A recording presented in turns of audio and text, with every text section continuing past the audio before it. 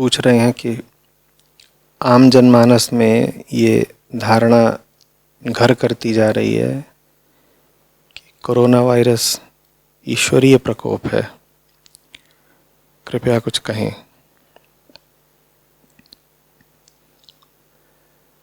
नहीं, ईश्वरीय प्रकोप वगैरह तो नहीं है।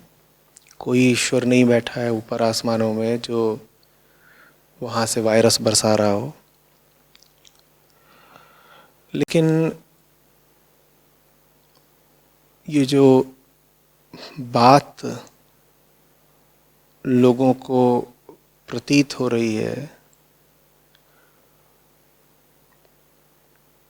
उसमें थोड़ा यथार्थ तो है। समझना पड़ेगा बात क्या है। देखिए, कहाँ से आया वायरस और उसके आने के फलस्वरूप क्या हुआ है। पहले भी कहा था, मैं फिर दोहरा रहा हूं। वायरस अपनी इच्छा से या कोई साजिश षड्यंत्र करके तो नहीं आया है ना। नहीं, बहुत बीमारियां होती हैं जो हमें यूं ही लग जाती हैं। ये जो महामारी फैली है वो हमें यूं ही नहीं लग गई। मानव जाति पूरी तरह से उत्तरदायी है इस बीमारी को आमंत्रित करने के लिए, बल्कि आविष्कृत करने के लिए। एक बात तो ये है कि हम गए हैं और इस बीमारी को जंगल से खींच कर लाए हैं, और अभी जैसे जैसे तथ्यों पर से पर्दा हटेगा ये भी पता चल सकता है कि हम इसको जंगल ही भर से नहीं खींच कर लाए हैं। हमने इस बीमारी का शायद आविष्कार ही किया है। अभी कुछ पक्का पता नहीं, पर चाहे आमंत्रित किया हो चाहे आविष्कृत किया हो, किया तो काम हमने आबैल मुझे मार का ही है। तो मुश्किल है ये न देख पाना कि यहाँ कर्मफल का सिद्धांत काम कर ही रहा है।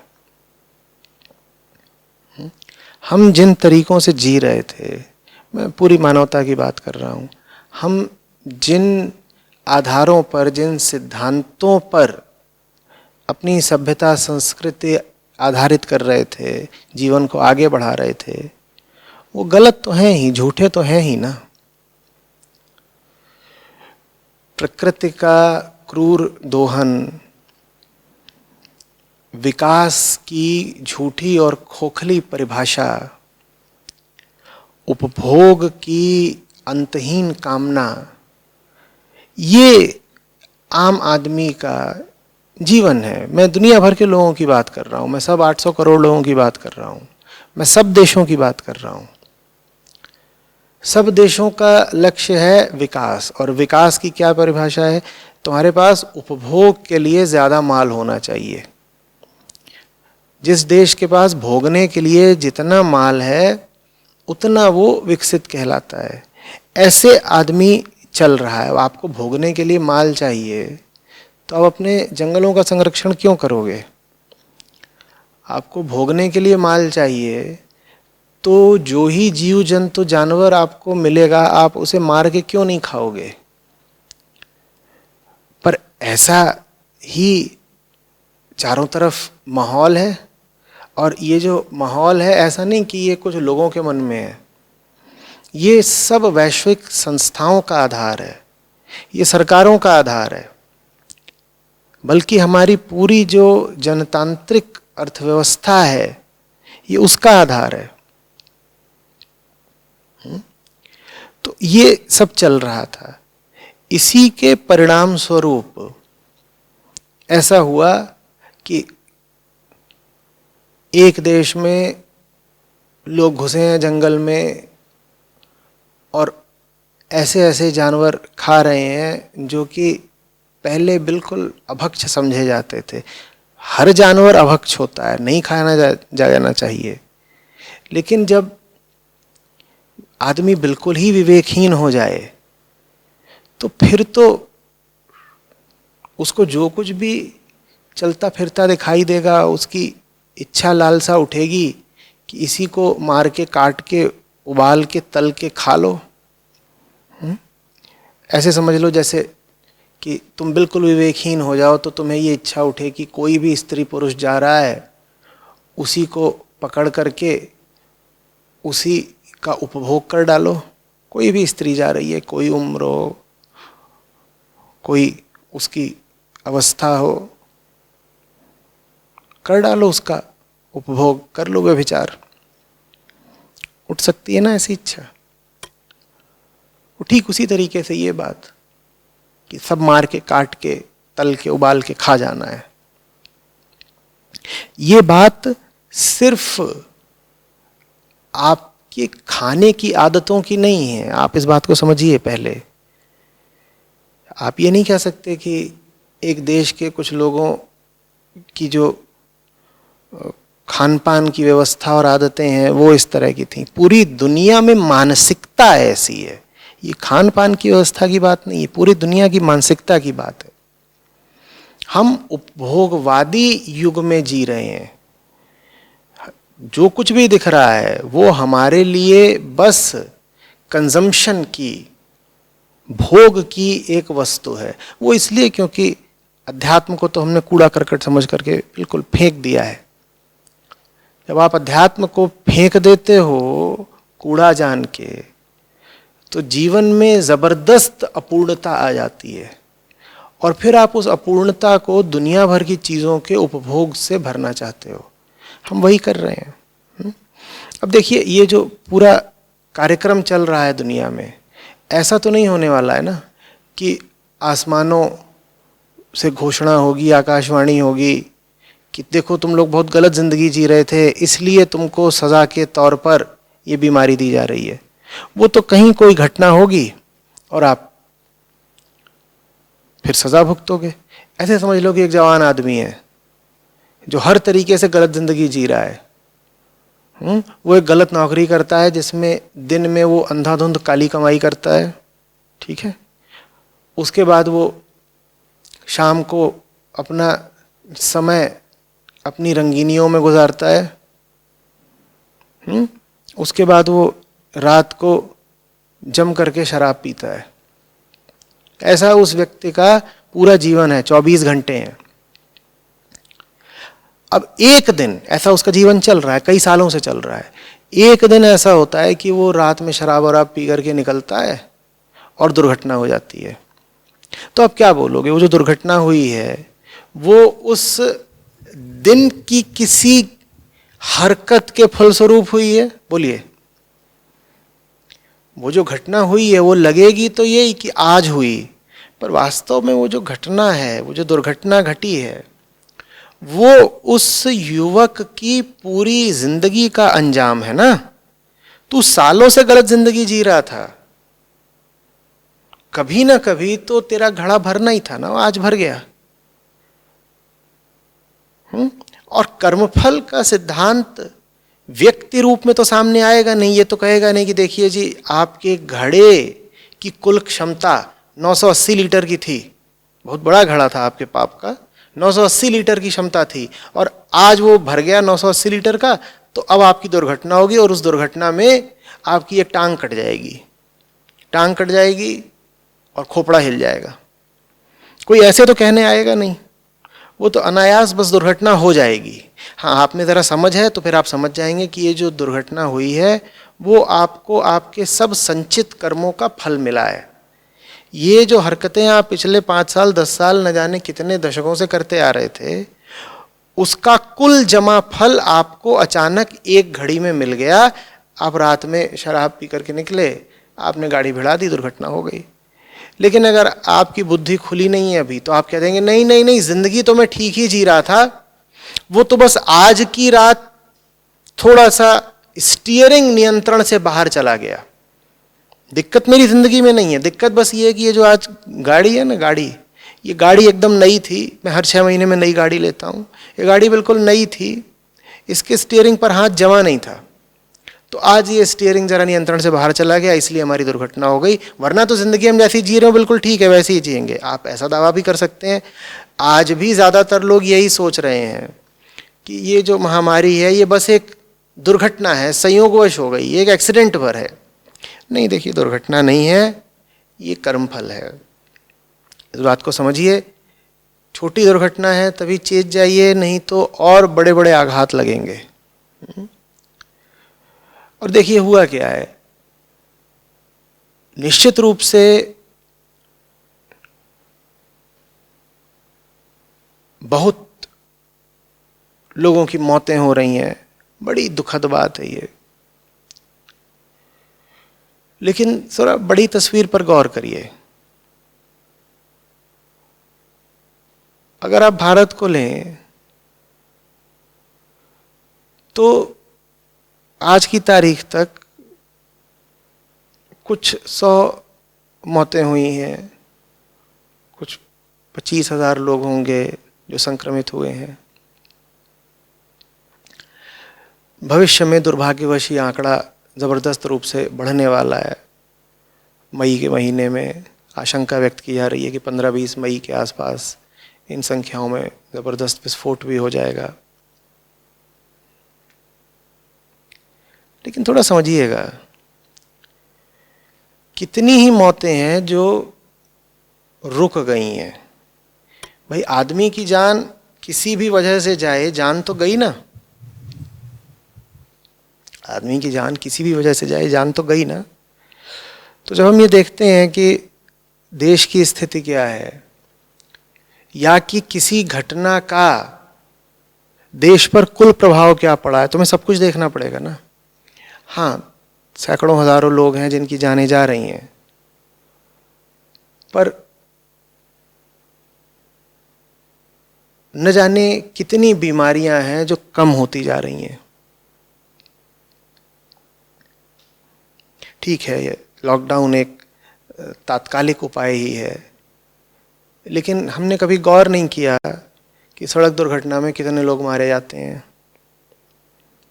सड़क दुर्घटनाओं में पिछले 2 महीनों में अपूर्व कमी आई है। सीधी सी बात है, लोग हैं ही नहीं सड़कों पर। ये बात हमेशा नहीं चलेगी कि लोग सड़कों पर नहीं होंगे, पर समझिए बात को। इसी तरीके से अगर अस्पतालों के आंकड़ों पर विश्वास किया जाए तो हृदय रोगों के मरीजों में और अन्य कई रोगों के मरीजों में कमी ही आई है।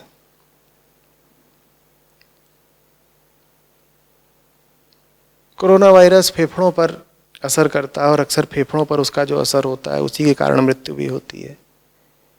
लेकिन हवा बहुत साफ हो गई है, दशकों में इतनी साफ नहीं थी हवा जितनी अब हो गई है, जिसके कारण सांस की बीमारी के, फेफड़ों की बीमारी के न जाने कितने मरीजों को राहत भी मिल रही है।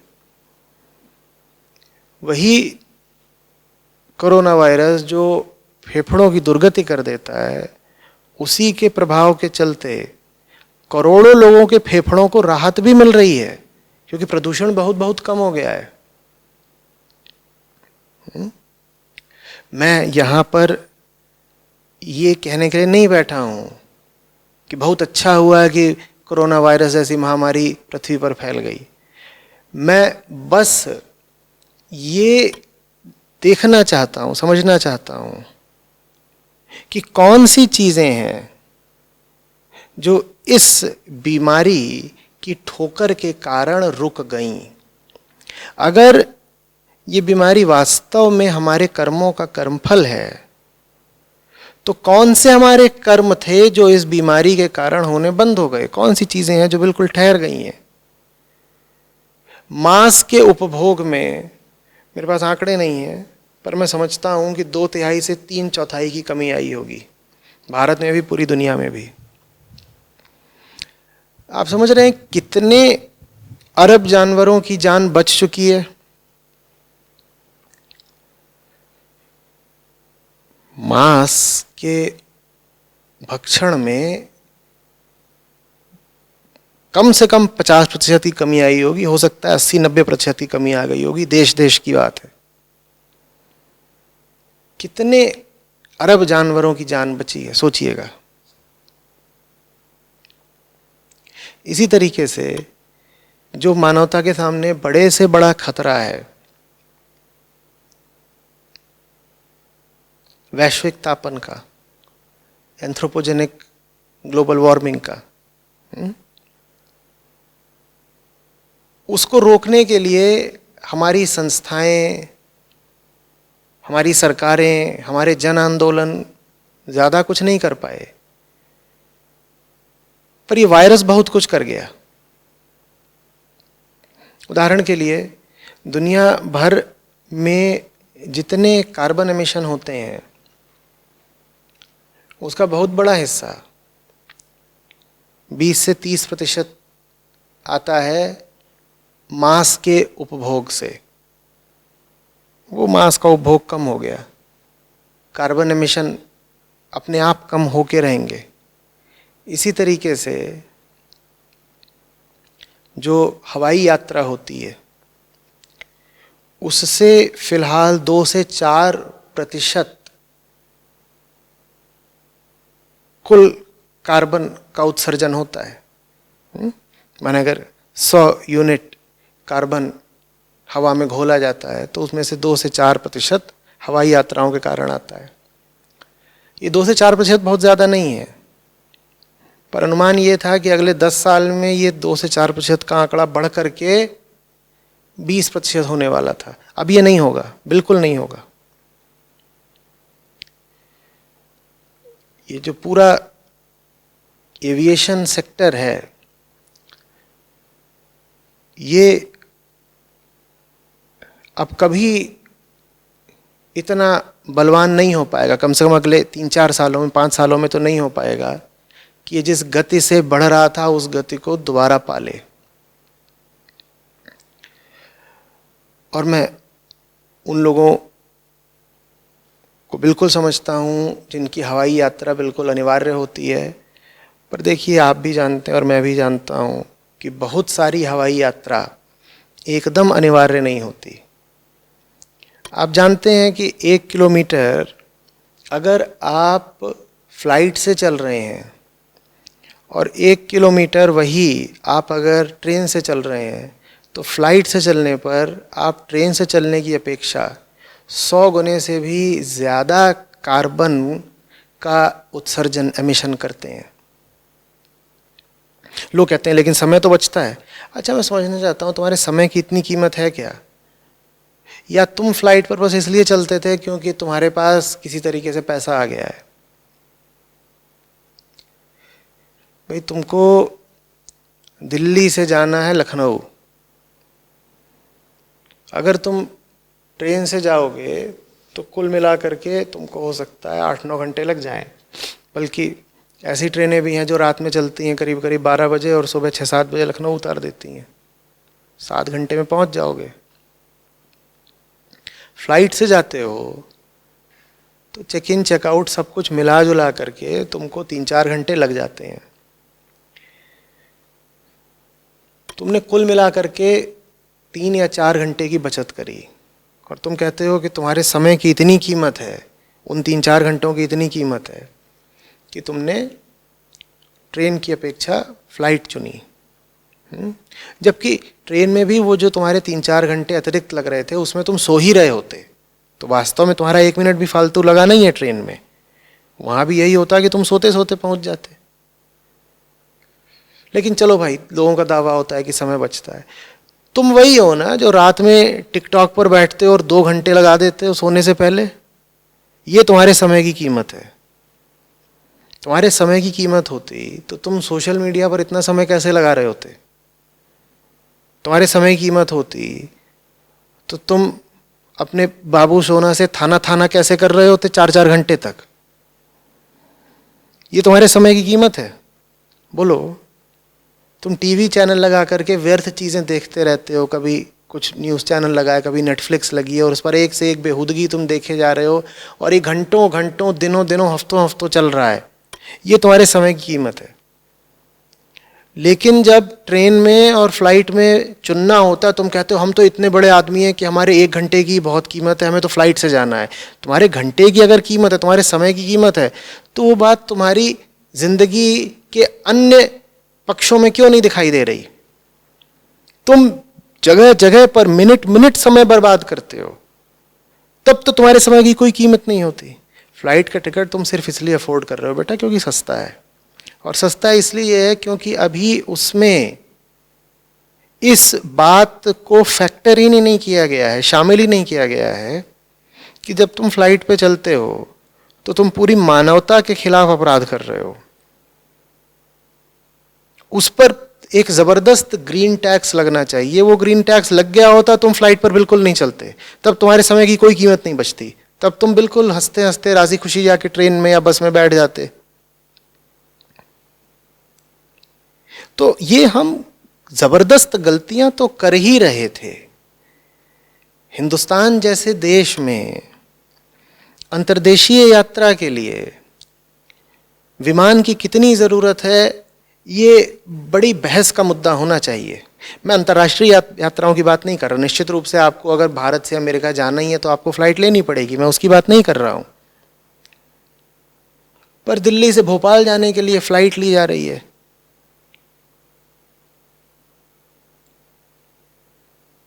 भोपाल से पुणे जाने के लिए फ्लाइट ली जा रही है। चलो ये भी मैं समझ सकता हूं कि आपको अगर चंडीगढ़ से चेन्नई जाना है तो आपने फ्लाइट ले ली, ठीक है, वो भी ठीक है।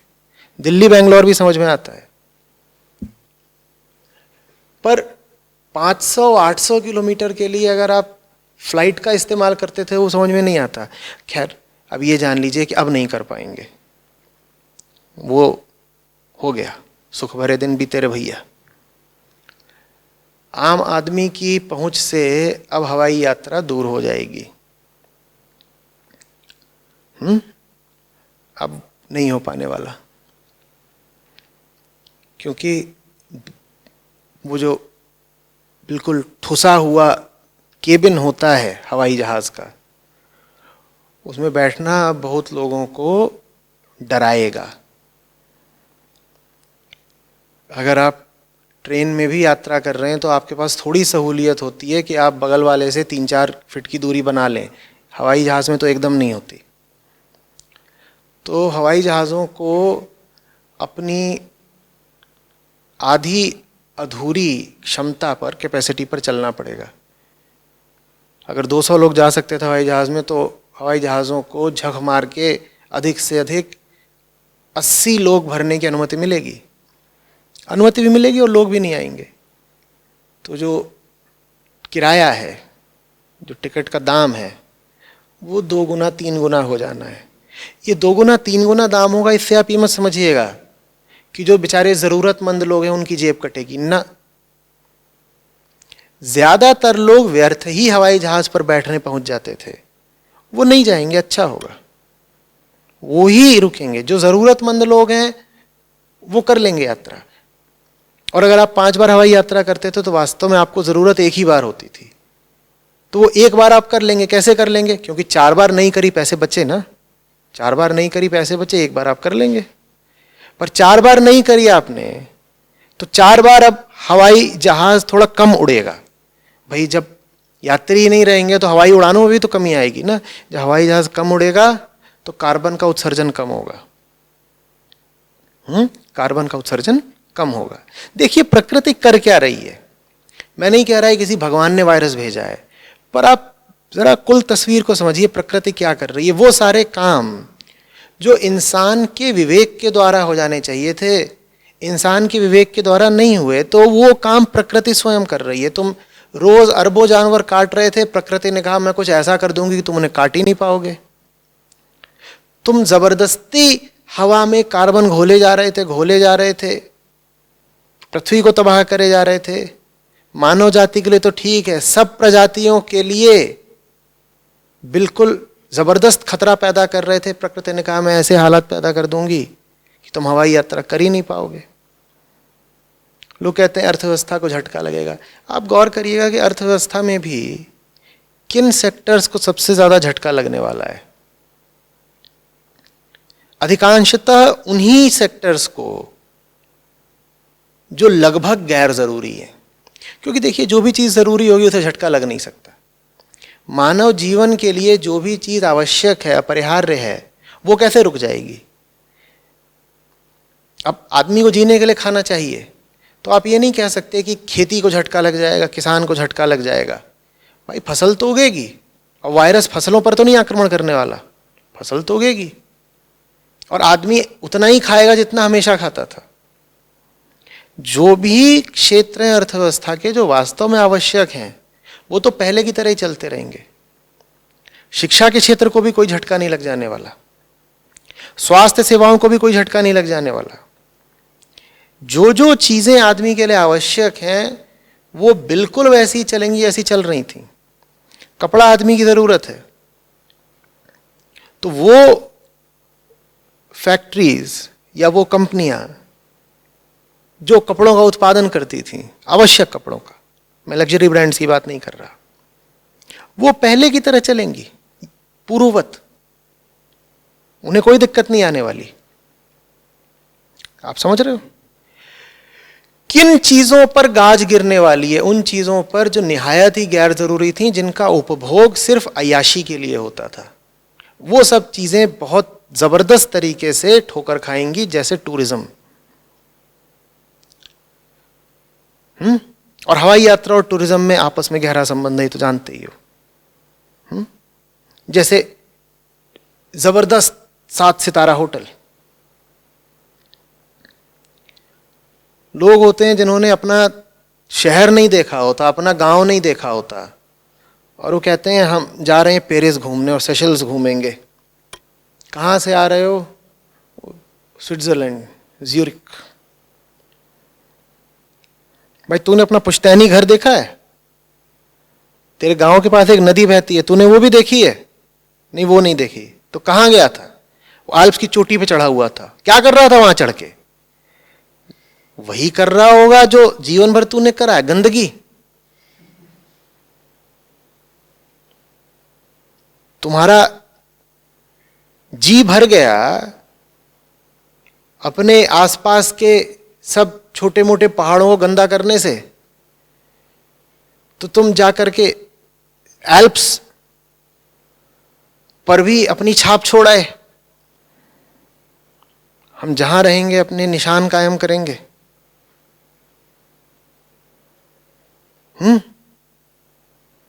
अब ये नहीं कर पाओगे। अच्छी बात है, नहीं कर पाओगे।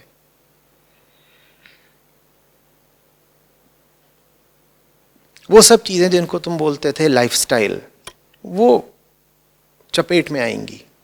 क्योंकि लाइफस्टाइल का मामला ही तब शुरू होता है जब तुम्हारे पास जरूरत से थोड़ा ज्यादा पैसा आ जाता है। कहते क्या कर रहे हो? Eating out. अब वो ईटिंग आउट गया। कैसे बैठे हो जाके रेस्टोरेंट में? तुम्हें कैसे पता कि तुम्हारे सामने जो टंगड़ी कबाब लाया गया है उसमें किसी वेटर ने छींक नहीं दिया है? गया। बैठो बेटा, घर में भी चूल्हा है, घर में भी चीजें हैं, दाल चावल खाओ, स्वास्थ्य अच्छा रहेगा। हाँ, ये पक्का है कि बीमारियों में कमी आनी है,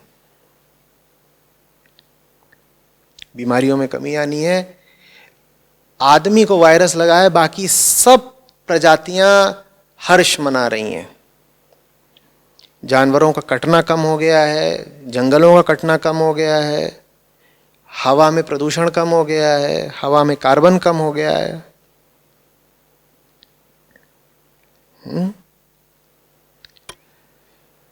अर्थव्यवस्था अर्थव्यवस्था करके हम रोएं, उससे पहले हमें ये सवाल पूछना होगा, आदमी की जिंदगी में अर्थव्यवस्था का कितना महत्व है?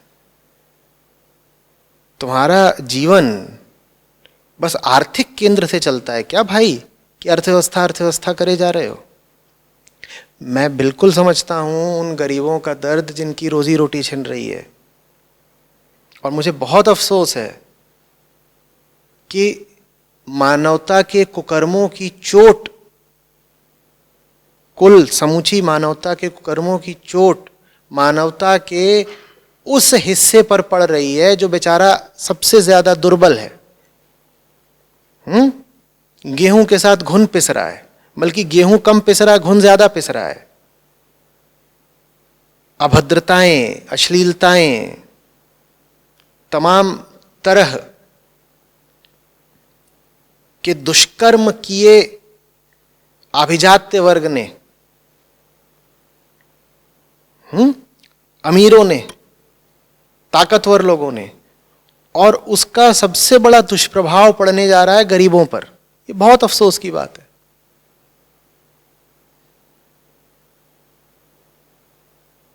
लेकिन अमीरों की भी ठसक पर चोट तो पड़ेगी, अच्छी बात है। कोई चीज ऐसी होती जिसको तुम पैसा देके खरीद लेते तो तुमने खरीद भी लिया होता। तुम प्रकृति को कैसे खरीद लोगे पैसा देके?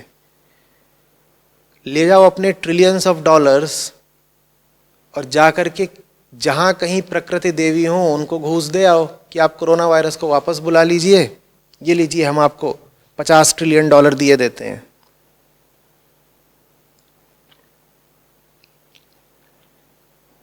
बात आ रही है समझ में?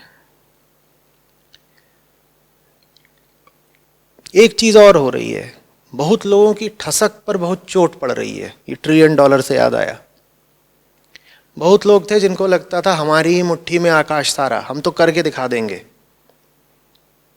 उनको लगता था कि हमारा पुरुषार्थ ही सर्वोपरि, हम तो जो चाहें कर सकते हैं। उनको समझ में नहीं आ रहा होगा कि ये हो क्या गया उनके साथ। वो घर में घुसे बैठे हैं, दरवाजा खोल के बाहर नहीं निकल सकते। ये वो लोग हैं जो कह रहे थे मैं तो जाके चांद पे बसूंगा, मैं तो जाके मार्स को कॉलोनाइज करूंगा। तुम अपने घर से बाहर निकल के दिखा दो पहले। तो आदमी को अध्यात्म की तरफ मुड़ने के लिए मजबूर करेंगी ये परिस्थितियां। वो लोग जो अपनी ताकत के अभिमान में जीते थे, जिनको लगता था कि उनके पैसे से और उनके ज्ञान से तो न जाने क्या क्या हो जाएगा, उनमें अगर जरा सी भी विनम्रता होगी तो उनमें विवश होकर के अपने आप से पूछना पड़ेगा आदमी की हस्ती क्या है। मैंने जो कुछ अर्जित किया है उसकी औकात ही क्या है। एक जरा सा जीवाणु बिल्कुल नतमस्तक कर गया मुझे, जरा सा एक विषाणु है, और मेरी सारी दौलत उसके सामने किसी काम की नहीं है। कुछ पता नहीं।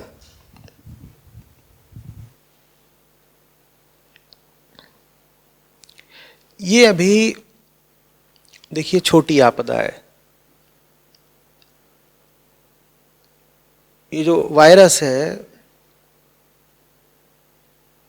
ये जबरदस्त रूप से इन्फेक्शियस है, इसका संक्रमण फैलता बहुत है। पर ये जिसको लग जाए उसके लिए बहुत गंभीर बीमारी नहीं है। इतनी गनीमत है अभी प्रकृति ने, अभी हमें इतनी गुंजाइश कर दी है कि जो कोविड-19 बीमारी है ये अपने आप में बहुत गंभीर बीमारी नहीं है। हाँ, ये संक्रमण फैलता बहुत ज्यादा है। दिक्कत ये नहीं है कि ये बीमारी गंभीर है, दिक्कत ये है कि सबको जब लगेगी तो जिनको लग रही है उनमें से अगर 1% लोग भी मरे तो मरने वालों की तादाद बहुत ज्यादा हो जाएगी। बात समझ रहे हो? गंभीर नहीं है, इसका प्रमाण ये है कि जिन लोगों को ये बीमारी लगेगी उनमें अधिक से अधिक 2 या 3% और शायद 1% से भी कम की मृत्यु होगी। हो रही है, आंकड़े सामने हैं। तो बहुत गंभीर नहीं बीमारी है। 100 लोगों को अगर वायरस लगेगा तो उसमें से किसी एक की मौत होती है, 2 की होती है। लेकिन 100 को लगेगा तो 1 की मौत होगी, और अगर 4 अरब लोगों को लग गया तो गड़बड़ हो गई ना। 100 को लगेगा तो 1 की मौत होगी, 4 अरब को लग गया तो फिर तो मरने वालों की तादाद करोड़ों में पहुंच गई। ये दिक्कत है। अब जरा ये कल्पना कर लीजिए कि जो अगला वायरस आ रहा है, जो अगला कोरोना वायरस आ रहा है, वो इतना ही संक्रामक, इन्फेक्शियस होने के साथ साथ जबरदस्त रूप से घातक भी हो तब। ये जो अभी नोवेल कोरोना वायरस है, इसमें जो मृत्यु दर है, मॉर्टेलिटी रेट, वो मान लीजिए 0.5% का या 2% का है। ये हमको इतनी गनीमत मिली है। मान लीजिए जो अगला आता है वायरस, हमारे कुकर्मों के चलते जो अगला हम पे वायरस का आक्रमण होता है, उसमें अगर मॉर्टेलिटी रेट 50% का हो तो, और ये जो भी वायरस आया है इसी के परिवार के अन्य वायरस आ चुके हैं जिनसे संबंधित मृत्यु दर कहीं ज्यादा थी, सार्स, एबोला, ये सब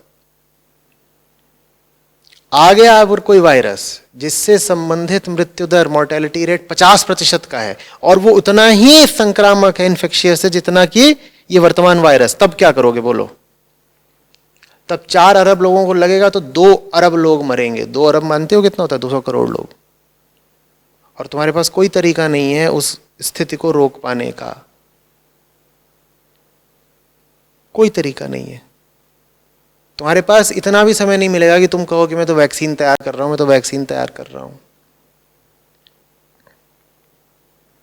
जीवन की नश्वरता को समझो। प्रकृति के साथ बदसलूकी करना बंद करो। इतने बड़े नहीं हो तुम इंसान कि तुम पूरे विश्व के शहंशाह हो जाओगे। अपनी हदों में रहो।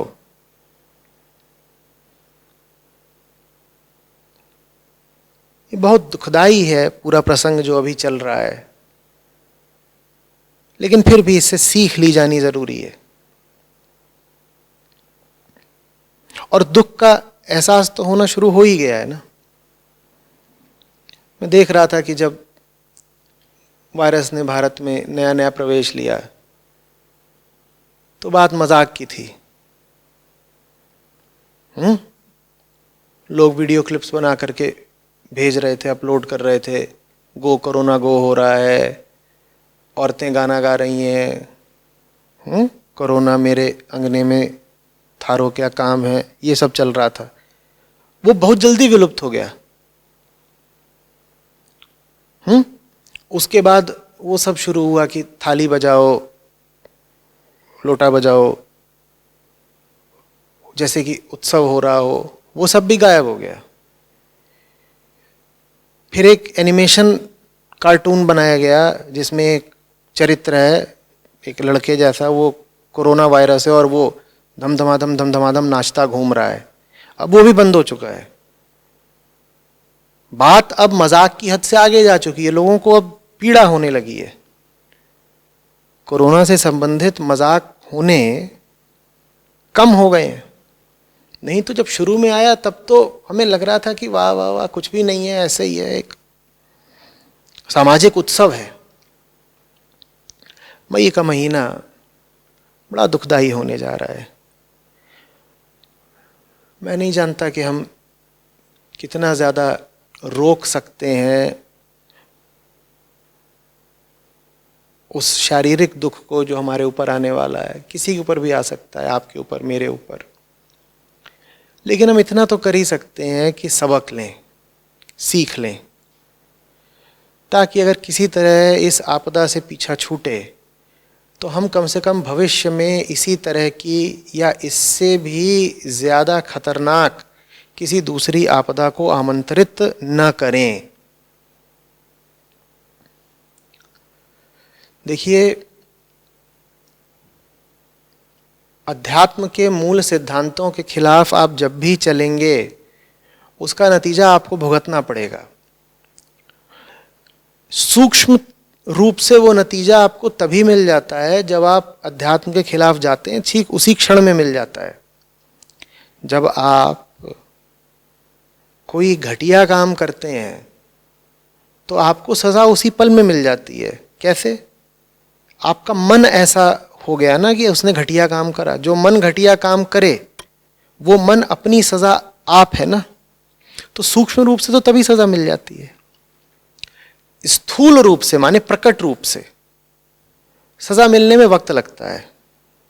चूंकि प्रकट रूप से सजा मिलने में वक्त लगता है तो हमको ऐसी गलतफहमी हो जाती है कि सजा हमें मिल ही नहीं रही। बात समझ रहे हो? लेकिन आप अध्यात्म के सिद्धांतों के खिलाफ जा रहे हो तो सजा तो आपको मिलेगी, सूक्ष्म रूप से भी और स्थूल रूप से भी, प्रकट रूप से भी, आंतरिक रूप से भी और बाहरी रूप से भी। अभी जो ये महामारी आई है, ये बाहरी रूप से हमको सजा मिल रही है। बाहरी रूप से हमारे ही को कर्मों की हमें सजा मिल रही है, हम सीख नहीं रहे। लेकिन मुझे बड़ा अफसोस हुआ, अभी मैंने अखबार में आज ही या कल देखा कि एक राज्य सरकार विज्ञापन चला रही है कि डरिए मत, चिकन खाने से कुछ नहीं होगा, आप चिकन खाइए। साफ साफ इन्हीं शब्दों में लिखा हुआ है, डरिए मत, चिकन खाइए, चिकन खाइए, चिकन खाइए। ये क्या कर रहे हो? तुम समझ भी नहीं रहे कि ये आपदा तुम्हें क्या संदेश देना चाहती है। तुम करदाताओं के पैसे से, तुम टैक्स पेयर्स मनी से जानवरों को मारने का अभियान चला रहे हो। ये तुम क्या कर रहे हो? लेकिन हमें लग नहीं रहा कि समझ में बात आ रही है। हम अपनी बेवकूफियों पर अटल हैं। ये आपदा यूं ही नहीं आई है, ये आपको कुछ संदेश देने आई है भाई। जो पैगाम है उसको पढ़िए, संदेश को समझिए। अभी छोटी चोट पड़ रही है, बहुत बड़ी चोट आगे पड़ सकती है। आ रही है कुछ बात समझ में?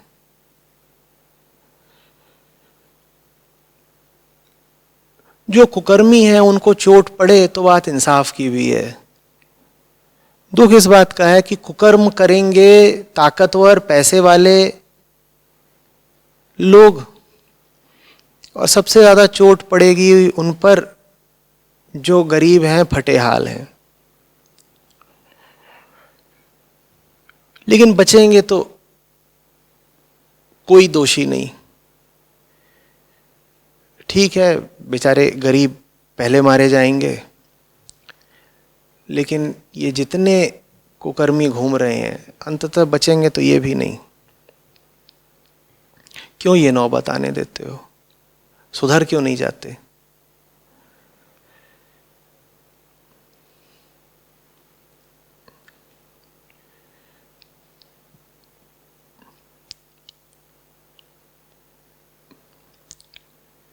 संतों ने कहा था, जाका गला तुम काटे हो सो फिर काटे तुम्हार। मांसाहार के विरुद्ध कहा था कि जिसका गला तुम आज काट रहे हो वो कल तुम्हारा काटेगा। हमने बात का मर्म नहीं समझा, हमने बात को खिल्ली में उड़ा दिया। हमने कहा ऐसे थोड़ी हो सकता है, जिसका गला हमने काट दिया वो तो मर गया, वो हमारा गला काटने कैसे आएगा? ऐसे आएगा। अब आई बात समझ में? कबीर साहब बोल गए, जाका गला तुम काटे हो सो फिर काटे तुम्हार।